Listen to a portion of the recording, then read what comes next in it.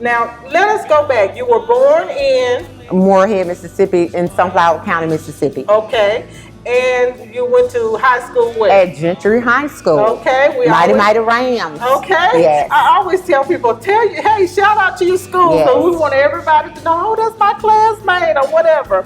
And then where did you get your degree? I got my undergrad and bachelor's of elementary education at Mississippi Valley State University.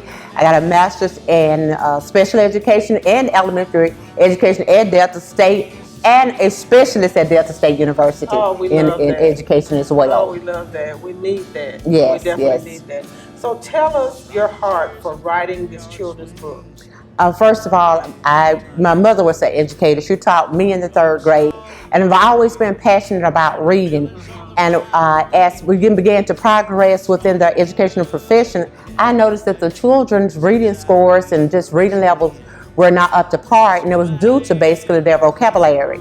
Our state tests and our other mandates are basically based on good sound vocabulary. So anytime I would ask the child, I would say, well, what is a word that begins with an A?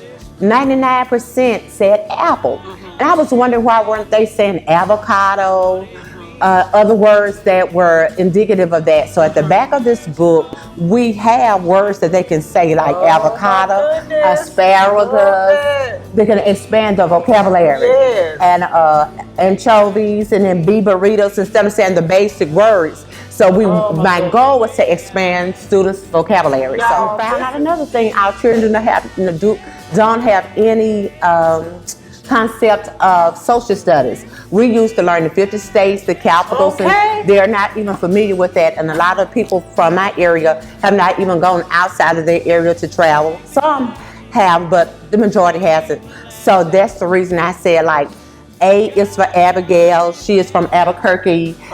And then we went to the map and found these various locations. So it's like a workbook, reading, social studies, all tied into one. And I will be coming out with an expanded version of this sometime this year because we have a few corrections that we need to make within the book, but these books are available on Amazon. And I want to create a cheaper version of this as well. But that was my goal. Yes, I would like to see this like your book should be in the hands of the children. Every child in Mississippi. Every child should have this book as well, especially lower elementary. They were out of